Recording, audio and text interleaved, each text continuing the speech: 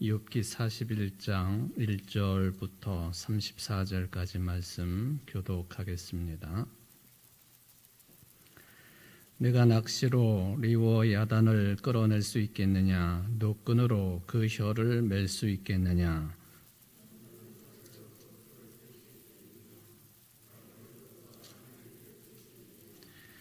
그것이 어찌 내게 계속하여 간청하겠느냐? 부드럽게 내게 말하겠느냐?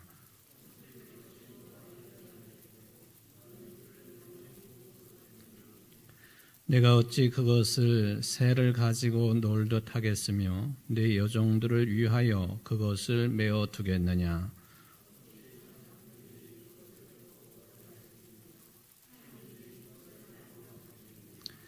내가 능히 많은 창으로 그 가죽을 찌르거나 작사를 그 머리에 꽂을 수 있겠느냐?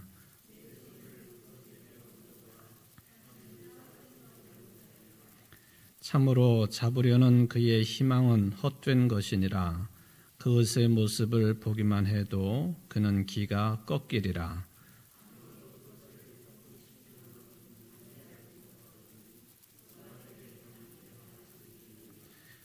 누가 먼저 내게 주고 나로 하여금 갚게 하겠느냐? 온 천하에 있는 것이 다 내 것이니라.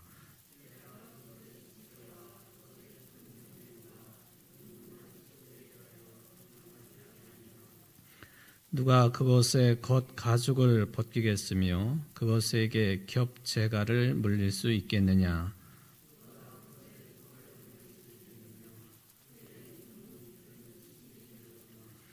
그의 질비한 비늘은 그의 자랑이로다. 튼튼하게 봉인하듯이 닫혀 있구나.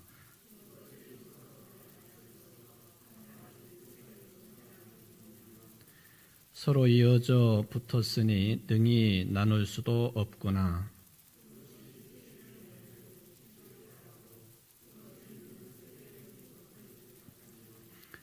그것의 입에서는 횃불이 나오고 불꽃이 튀어나오며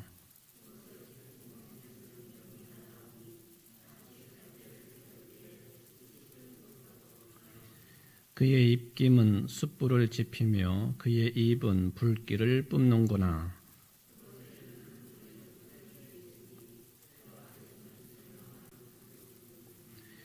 그것의 살 껍질은 서로 밀착되어 탄탄하며 움직이지 않는구나.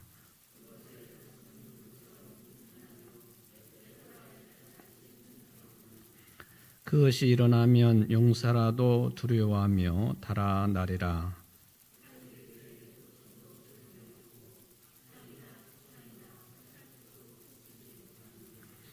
그것이 쇠를 지푸라기같이 놋을 썩은 나무같이 여기니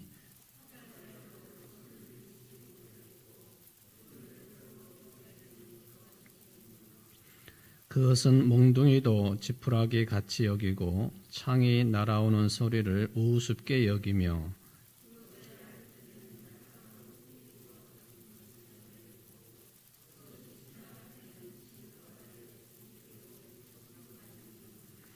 깊은 물을 솥에 물이 끓음 같게 하며 바다를 기름병같이 다루는도다.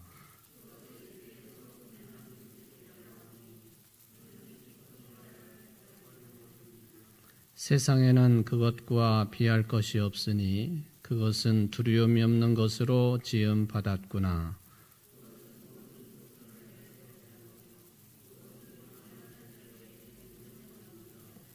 아멘.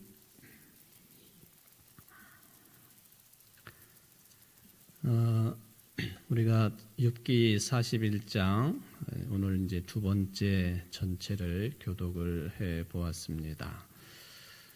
지난 시간에 말씀을 드렸던 내용들 다 기억하시리라고 생각은 하지만 그래도 중간중간 또 해야 될 말들 중에 빼놓은 것들도 있고요. 그래서 그런 것들을 조금 한 번 더 짚어보면서 오늘 말씀을 좀 생각해 보도록 하겠습니다. 여러분들이 34절까지 읽어보셨지만은 이게 41장 전체가 그걸 뭐 동물이라고 해야 될까요? 아니면은 존재하지 아니하는 어떤 것에 대한 묘사라고 할까요? 아니면은 이런 것들을 우리 인간들이 느끼게 되는 그런 두려움의 표상이라고 해야 될까요? 그런데 이제 성경에서는 그 존재를 리워야단이라고 그렇게 명명했으니까 이 41장 전체가 바로 리워야단이라고 하는 이 피조물이기도 하지만은 인간들이 도저히 범접할 수 없는 엄청난 힘과 능력을 가지고 있는 그런 그 리워야단이라고 하는 것에 대한 묘사가 41장 전체를 이제 채우고 있습니다. 이런 구성도 참 특별한 것 아닙니까? 리워야단이라고 하는 피조물, 엄청난 힘과 능력을 가지고 있는 그런 피조물 하나를 가지고 성경 말씀 한 장 전체를 채우고 있다. 아주 특이한 그런 구성이라고 생각을 해볼 수가 있겠습니다. 특이하다라고 하는 그만큼 리워야단이라고 하는 것이 사람과 비교할 수 없을 만큼의 엄청난 위상을 가지고 있는 존재물이다. 이제 그런 이야기죠. 다르게 표현하면은 이것은 이제 우리 인간들에게는 붙일 수 없는 그런 표현이죠. 이 리워야단이라고 하는 것은 초월적인 존재다. 그런 이야기입니다. 초월적인 존재다. 초월적인 존재 또는 우리는 이제 신앙인이기 때문에 하나님을 믿는 사람들이기 때문에 하나님에 대해서 표현을 할 때에 하나님은 초월적인 분이시다. 그렇게 이야기하지 않습니까? 초월적인 분이시다. 창조주이시기 때문에 그렇게 붙여서 부를 수 있고 반해서 우리 인간들은 초월적인 존재는 아니다. 그런데 리워야다는 초월적인 존재다. 그러니까 여러분들이 34장까지 쭉 읽으시면서 계속 비교를 하고 있지 않습니까? 리워야다는 이러한데 네가 그것을 이길 수 있느냐? 그것과 비교될 수 있느냐? 비견되겠느냐? 뭐 이런 투의 그 전개를 하고 있지 않습니까? 그러니까 리워야단이 하나님과 같은 그런 존재는 아니지만은 그런데 인간을 훨씬 뛰어넘는 그런 존재인데 그 리워야단과 네가 비교해 가지고 쉽게 말하면은 그것을 이겨낼 수 있느냐, 그것을 넘어설 수 있느냐 그거죠. 리워야단조차도 그러할진데 오늘 말씀의 핵심은 욥에게 주는 말씀이라고 한다면 욥아, 네가 감히 초월적인 분이신 하나님께 네가 대결을 청할 수 있겠느냐? 그러니까 하나님과 네가 말로 싸워서 이길 수 있겠느냐? 왜냐하면은 욥이 이제 새 친구들과의 그런 모든 것들을 다 끝내고 뭐 새 친구들과 대화를 해봤자 그것은 별 소득이 없는 거라 생각하고 이제는 하나님과 대결을 하겠다. 하나님과 따지겠다. 그 재판의 용어로 말하면 하나님께 제소를 해서 직접 하나님과 이런 모든 것들을 따져 묻고 답을 얻겠다. 그렇게 했으니 거기에 대해서 하나님께서는 리워야단을 언급하시면서 리워야단조차도 네가 어떻게 하지 못하면서 정말로 초월적인 분이신 여호와 하나님과 네가 대결을 해가지고 뭘 할 수 있겠느냐. 그런 것이 41장 전체를 흐르고 있는 내용이 되겠습니다. 사실은 이 41장은 그런 구성을 가지고 있기 때문에 다른 그 어떤 내용들을 말하기가 쉽지 않은 한 장입니다. 신앙적으로 이것은 이렇습니다. 저렇습니다. 말할 거리가 별로 없어요. 제가 조금 전에 말씀드린 것처럼 감히 피조물인 인간이 창조주이신 하나님께 뭘 되돌아가지고 얻을 수 있는 게 뭐냐. 그래, 내가 만들어 놓은 리워야단 네가 이길 수 있느냐? 그것도 못 이기는 주제가 나에게 되들어가지고 뭘 얻을 수 있겠느냐? 그러니까 크게 보면은 계속 38장부터 나오고 있는 것처럼 하나님이 자연 세계를 다 언급하시면서 다 만들어 놓으신 것이고 뭐 그런 그 범주 속에 이 리워야단도 들어가고 있다 하는 것을 말씀을 드릴 수가 있습니다. 그거 하나만 그냥 딱 주제를 잡으시면 41장은 크게 문제가 될 것도 없고 전체적인 흐름이 그런 한마디 내용 속에 들어있다 하는 것을 말씀드릴 수가 있겠습니다. 리워야단을 보통 우리나라 성경 관주에 보면은 어떤 동물로 여긴다고 그랬죠? 리워야단, 악어. 예, 다른 성경 또 외국어 성경 이런 데 보면은 악어 같은 동물 또는 이제 큰 뱀, 그렇죠? 큰 뱀이나 또는 이제 이걸 뭐라고 명하기는 어렵지만은 바다 속에 살고 있는 괴물 같은 존재, 이게 이제 리워야단으로 되어 있죠. 우리나라의 저기 저 북쪽에 있는 백두산 천지호수 속에는 뭐가 살고 있다. 예.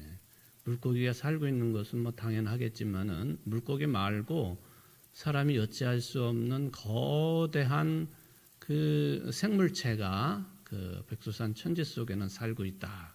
그게 뭐 가끔 보면은 그 물속에서 이렇게 뭐 움직이는 동영상이라든지 또 그것을 찍은 사진이라든지 이런 것들이 보여지기는 합니다만은 명확하게 뭐다 하고 말하지는 못하는 존재가 그 속에 있다.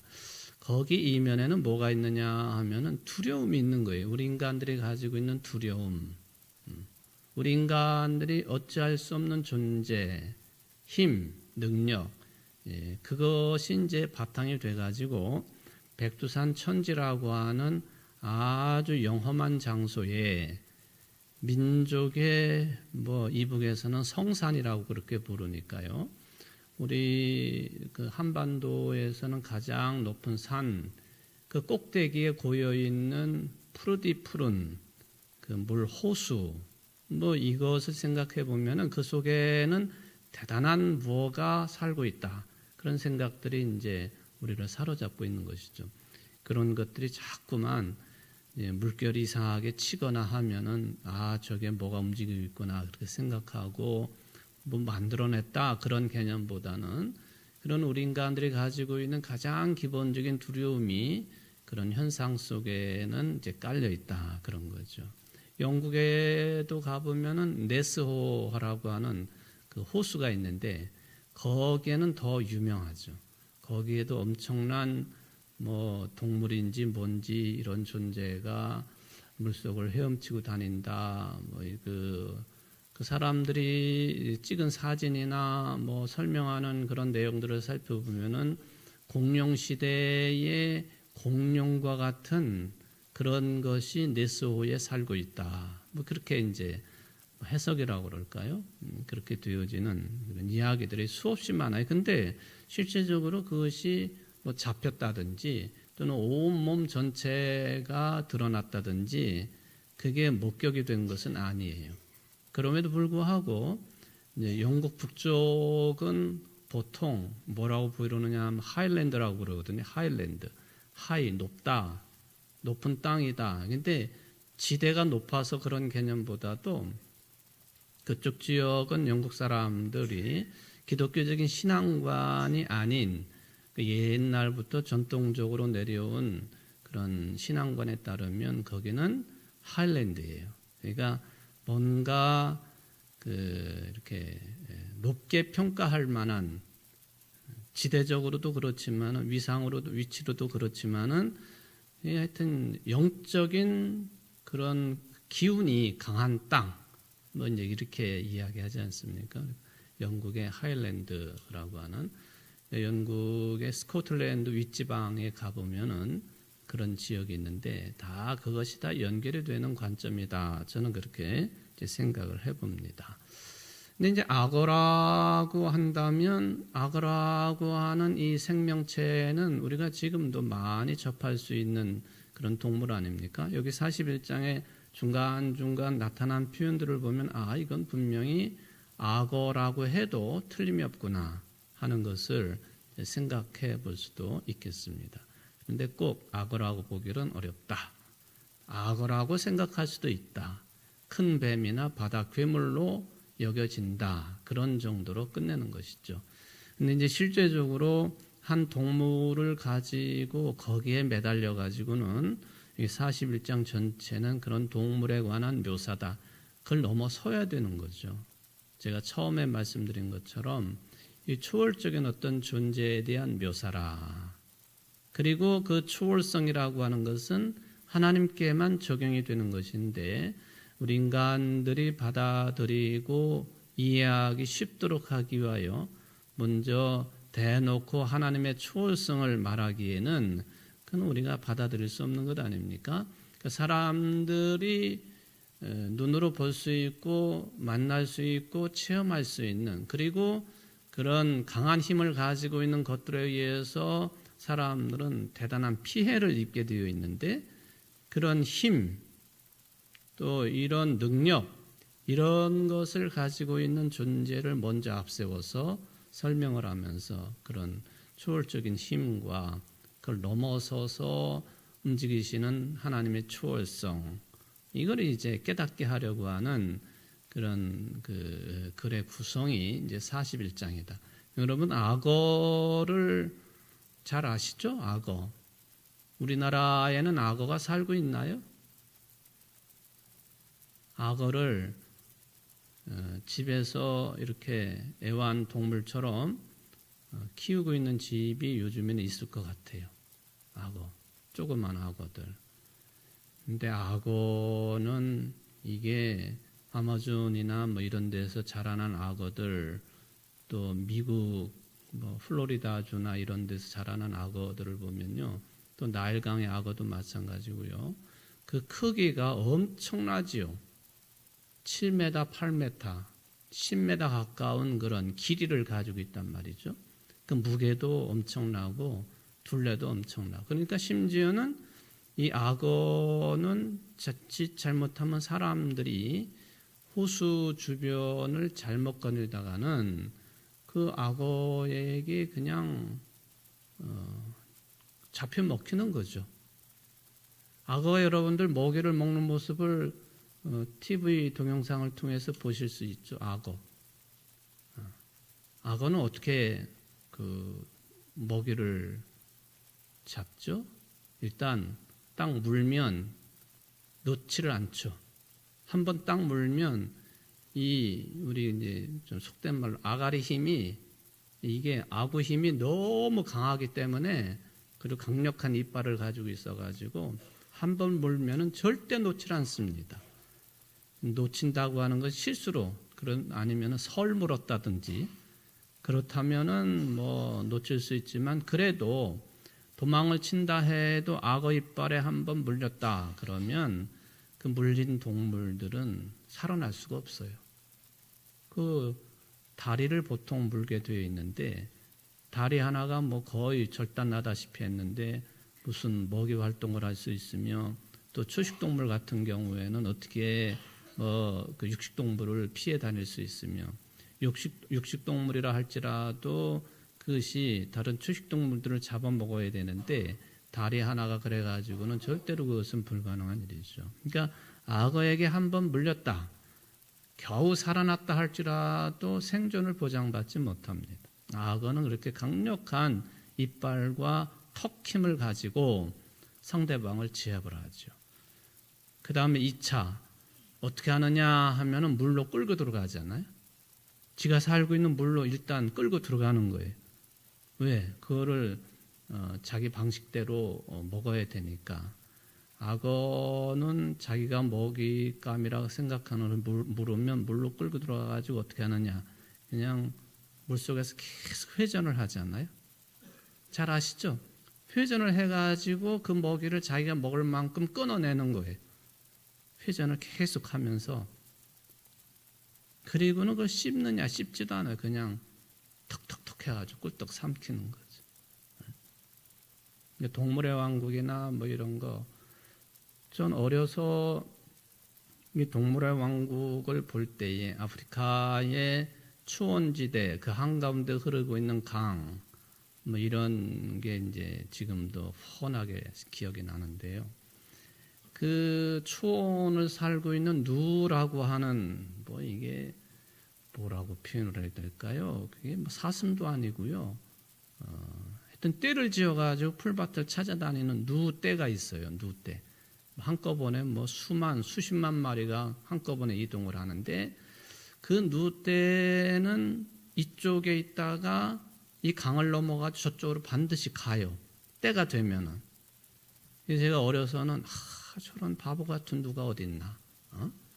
저 왜 꼭 굳이 저 강을 건너나 저렇게.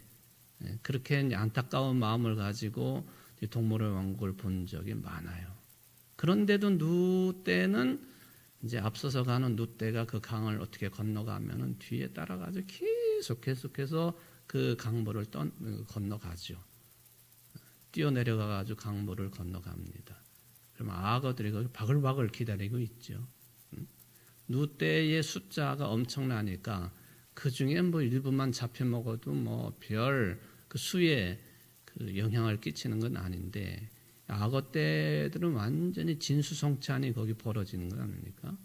하다 보면은 악어가 탁 나타나가지고 한 마리를 턱 물고 물속으로 쑥 들어가가지고 회전을 하면서 잘라가지고 먹고, 뭐 악어 한 마리만 잡아먹으면 배부르는 거니까 더 이상 덤벼들지는 않겠습니다만은, 그래서 저는 그 누떼를 지금도 참 불쌍한 초식동물이다, 그런 생각을 해봐요.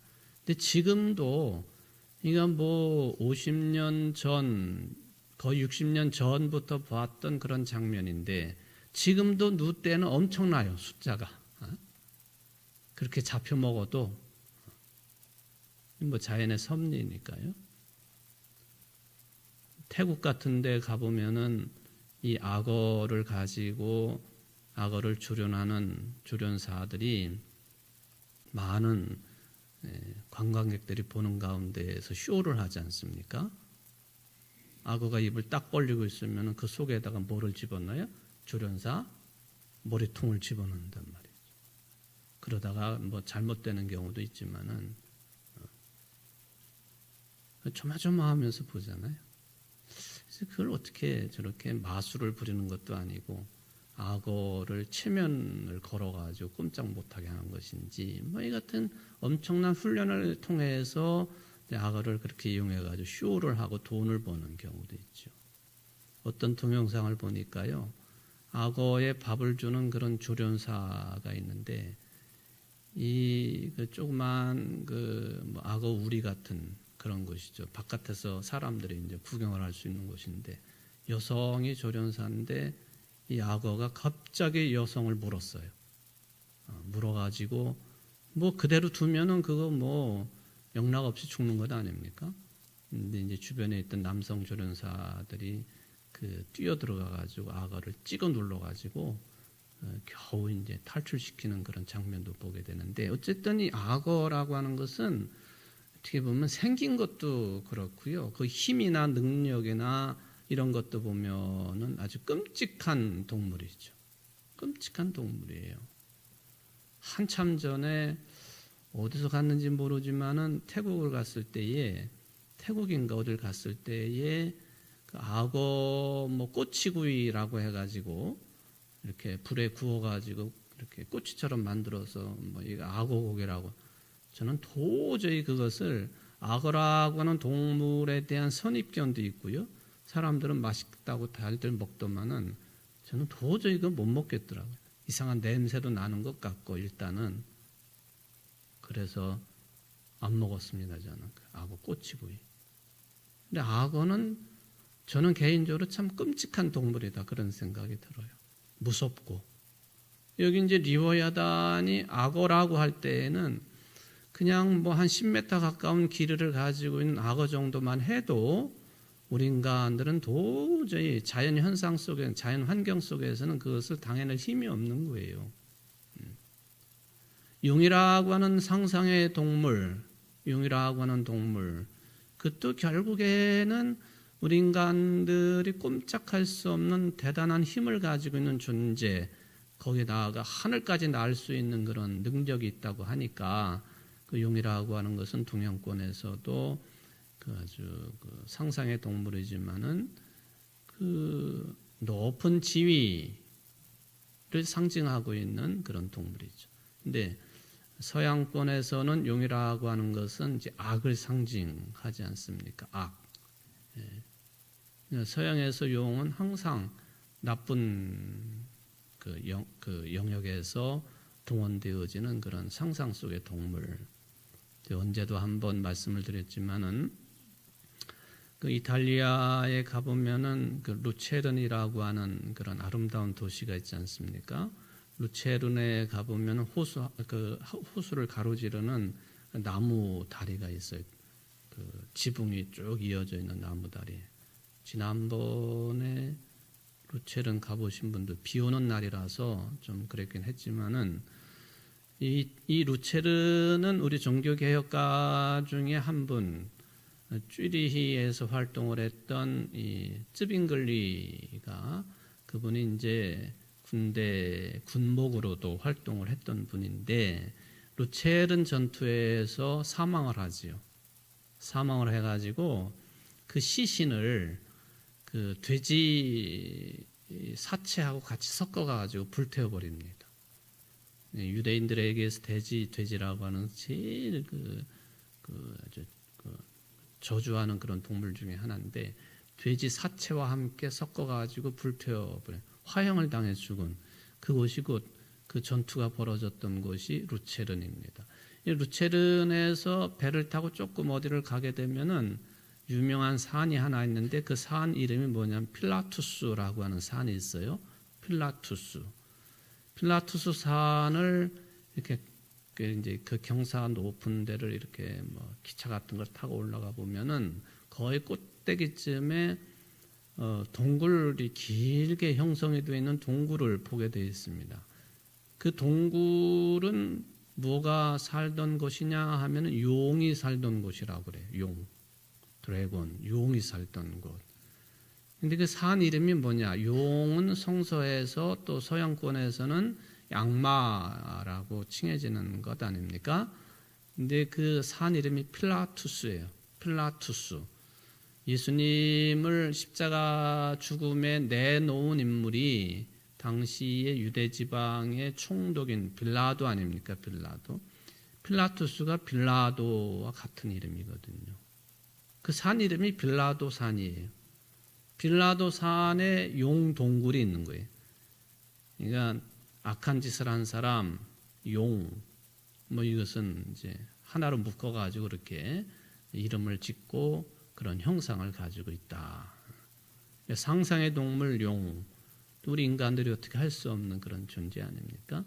어쨌든 이 악어 또는 큰 뱀, 바닷괴물 이게 이제 욥기 41장에만 등장하는 게 아니라 지난 시간에 말씀드린 것처럼 1929년도 지중해 연안의 지금의 시리아 땅이긴 하지만은 그 한 곳에서 농부가 밭을 갈다가 뭔가 걸리는 것들을 파냈더니만 뭐 이해할 수 없는 그런 글자가 써 있는 그런 토판을 발견을 한 거죠.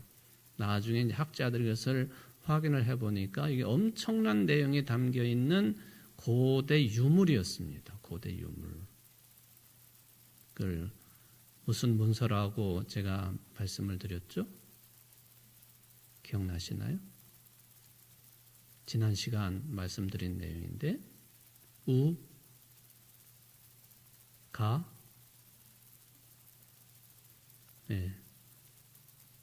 우가릿 문서 또는 토판, 우가릿.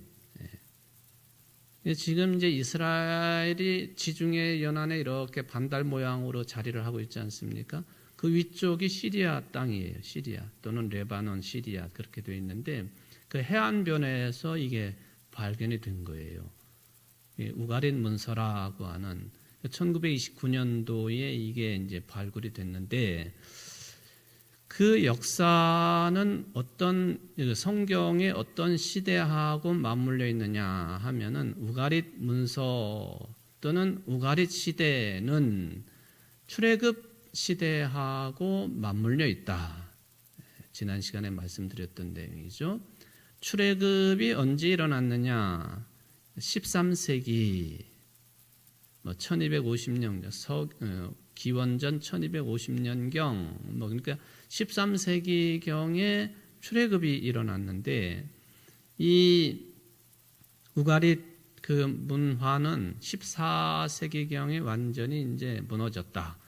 어느 힘에 의해서 무너졌느냐 하면은 또 다른 지중해 연안의 투우 세력이라고 할 수 있는 블레셋에 의해서 멸망당한 것 같다. 그렇게 되어 있습니다. 블레셋 이스라엘 사람들이 출애굽을 해가지고 블레셋 사람들이 무섭기 때문에 그들을 피해가지고 시나이 반도 남쪽으로 내려갔다가 40년 세월을 지내고 가나안 땅에 들어갔다.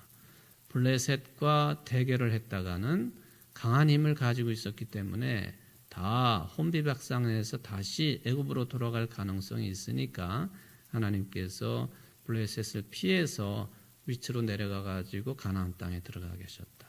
이 블레셋이 지중해 연안을 지키고 있었던 오래된 그런 부족 국가 그런 거죠.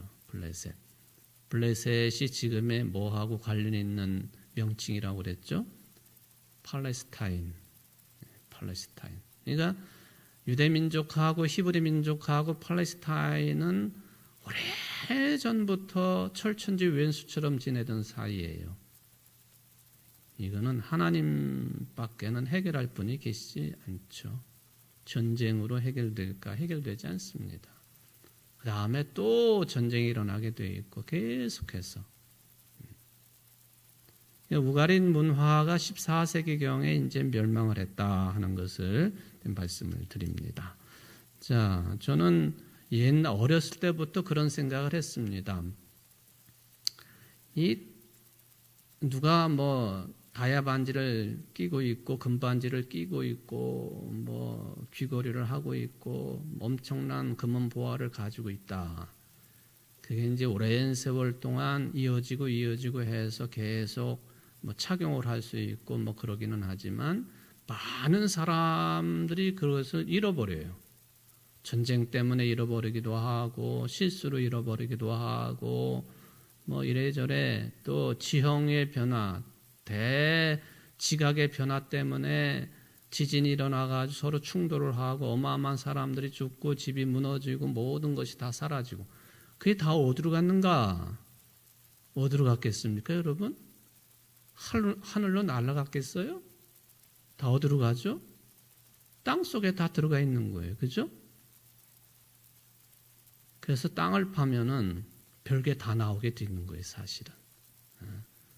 아파트 단지를 만들려고 막 땅을 파다가 보면은 옛날에 조선시대 때에 또 백제시대 때에 유적이 나오면은 다 중단하지 않습니까? 옛날 같으면 다 깔고 뭉개가지고 그냥 그대로 짓고 그러겠지만은 거기에 유물터가 나오면은 유적터가 나오면은 다 중단하게 되어 있습니다. 그걸 다 일일이 그냥 붓으로 쓸고 해가지고 발굴을 하고 그게 끝나야만이 문화재청의 허락을 받아야만이 다시 이제 공사가 시작이 되는 거죠. 그 정도 되면은 이제 선진국 수준에 올라가 있다. 후진국들은 그렇게 나오면은 다 깔고 뭉개는 겁니다. 그리고 계획했던 대로 집을 짓는 거죠. 요즘에도 보면 여러분들 그거를 아예 업으로 삼고 사는 사람들이 있어요. 금속 탐지기 같은 거를 들고 어느 곳이나 다니는 거죠. 산속에도 다니고 물속에도 다니고 그럼 뭐가 삐빅 소리가 나면 거기에 뭐가 있는 거예요. 파보면은 뭐가 나오고 이 동영상 중에 그런 동영상도 꽤 많아요. 근데 어느 때는 이게 사실일까 그런 생각을 하면서 볼 때도 있어요. 이 사람이 자기적으로 이거를 그렇게 뭘 밑에다 감춰놓고 금속 탐지기를 가지고 탐지를 하다가 삐비빅 작동하게 만들고 그렇게 해서 뭐 조회수를 올리기 위해서 이런 사람들이 있나? 그런 생각이 들 때도 있어요. 근데 보면은 옛날 유물들이 나오기도 하고 심지어는 뭐 금덩어리도 나오고 뭐 그러기도 하더라고요. 땅 속에는 별게 다 있는 거죠. 예수님의 비유 가운데에도 밭을 갈다가 금은 보화를 발견하면은 그 집으로 돌아가 가지고 자기 재산을 다 팔아서 그 땅을 산다. 뭐 그런 말씀이 있잖아요. 그 보화는 하나님의 나라를 의미하는 것 아닙니까?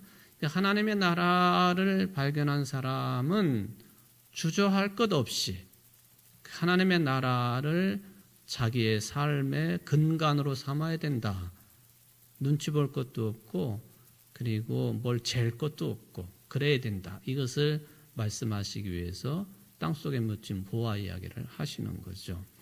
우가린 문서가 왜 중요하냐? 거기에 이 욥기 41장 전체를 다루고 있는 리워야단이라고 하는 명칭이 이 우가린 문서 속에 유일하게 나와 있다는 거죠. 우가린 문서의 글자들, 문서들을 파악을 해보니까 고대 히브리어와 비슷한 면이 있고 또 예수님께서도 사용을 하셨던 이 아람어하고도 비슷한 면이 있고 뭐 다 그쪽 지역들이니까요.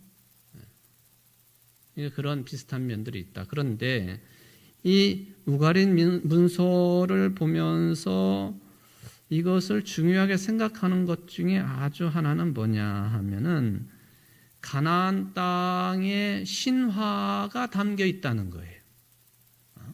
가나안 땅의 신화가 들어있다고 하는 것은 가나안 땅의 사람들이 섬기던 신적인 존재들이 등장하고 있다 그런 얘기예요. 그게 뭔 얘기예요? 모세가 이스라엘 백성들이 가나안 땅에 들어가기 직전에 주셨던 설교의 말씀이 신명기서에 집중으로 나와 있지 않습니까? 너희들이 저 땅에 들어가거들랑 뭐 그 땅 사람들과 혼인도 하지 말고 저들이 섬기던 신은 절대로 섬겨서는 안 된다 하는 그 신들이 이 우가린 문서에 나와 있다는 거예요. 바알신, 아세라신 이런 신들.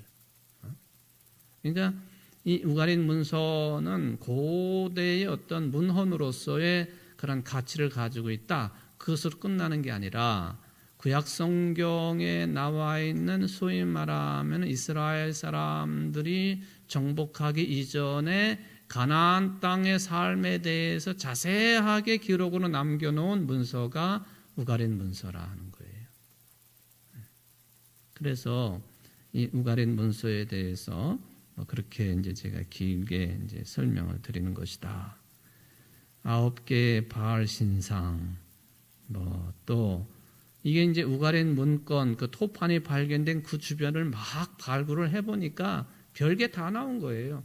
바알 신상이 9개 정도 발굴이 되었고 또 제사용 용기들 여러 신상들 23개의 석상 또 뭐 바알신, 바다의 신, 얌, 죽음의 신, 못 어떻게 저들이 전쟁을 벌였고 권력을 잡게 되었느냐 이런 내용들이 그 토판 문서에 나와 있었다라고 하는 것을 생각하니까 지난 수요일도 말씀드린 것처럼 성경은 가나안 땅 문화에 대해서는 전체가 다 부정적으로 기록을 해 놓았는데 그 부정적인 상대들에 대한 자세한 묘사가 다른 그 어떤 문건에 보다도 이과리 토판 우가리 문서 속에 아주 자세하게 많이 들어있었다 하는 것을 생각을 해볼 수가 있겠습니다. 그리고 성경에 있는 단어들이 많이 나오는 것도 사실입니다.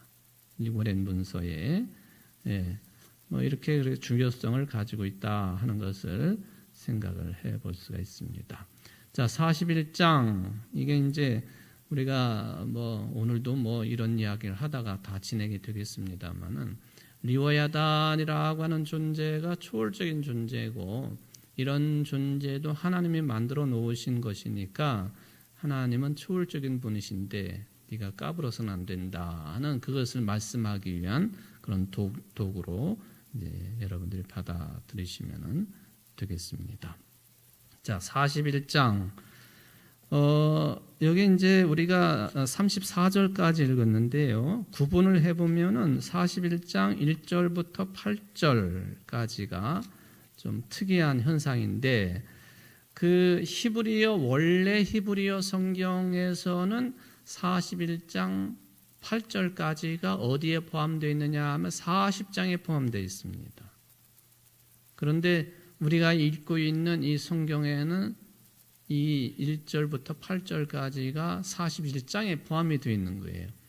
이거는 굳이 알 필요는 없겠지만 왜 그렇게 되었는가를 생각해 보면은 히브리어로 되어 있는 원래 성경에는 41장 1절부터 8절까지가 40장에 포함되어 있는데 왜 지금 우리가 읽고 있는 이 성경에는 1절부터 8절까지가 41장으로 구별이 되어 있느냐 하는 그 이야기죠.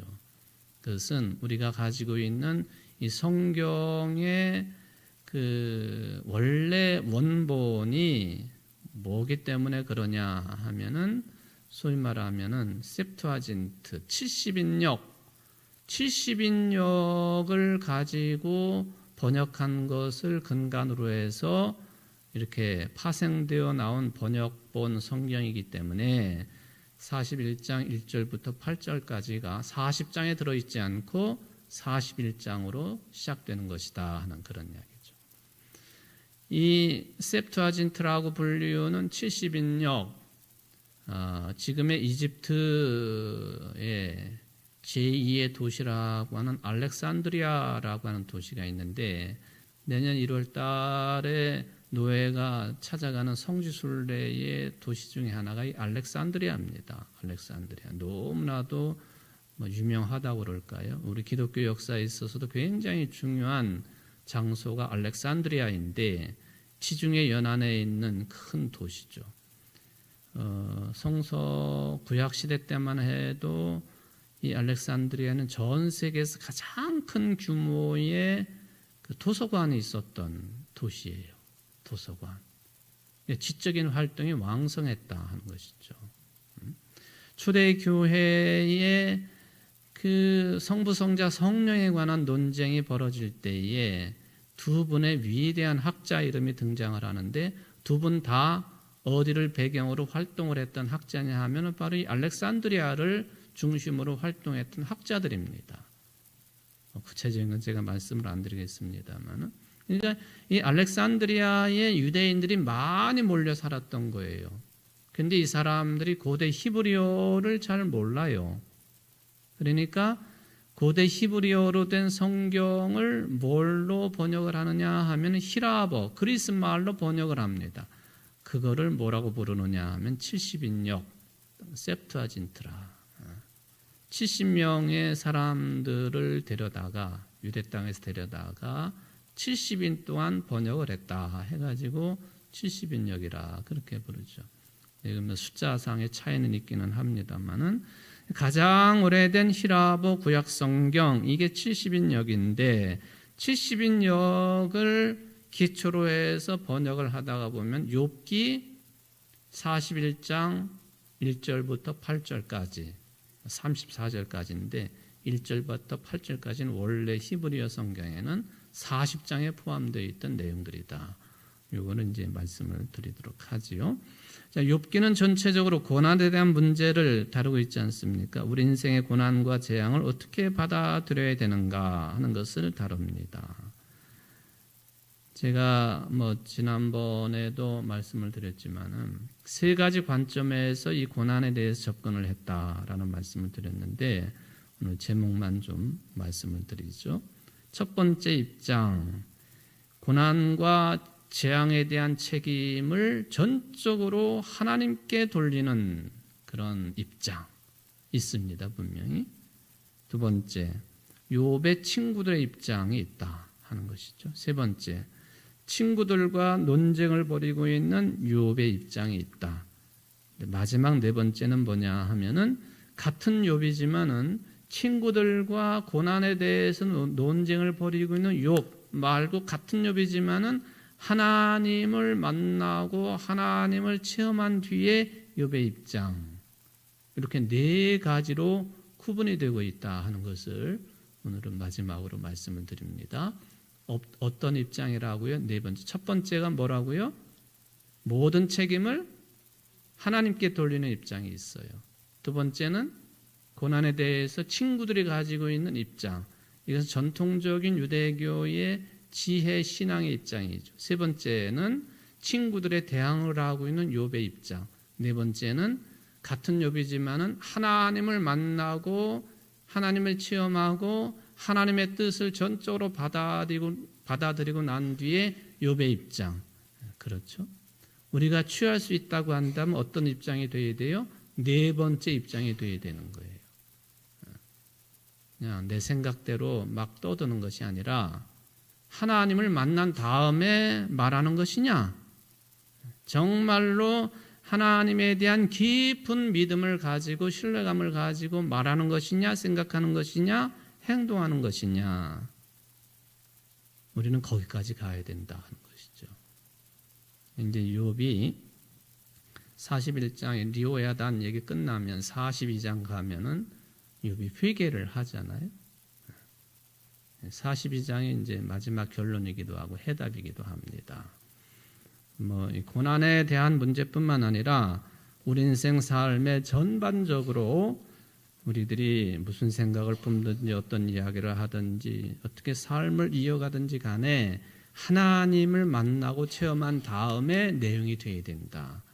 여기 앉아 계신 여러분들이 모두 다가 그런 신앙의 입장을 소유하고 살아가기에 부족함이 없는 성도들 되시기를 주의 이름으로 축원을 드립니다. 기도하십시다.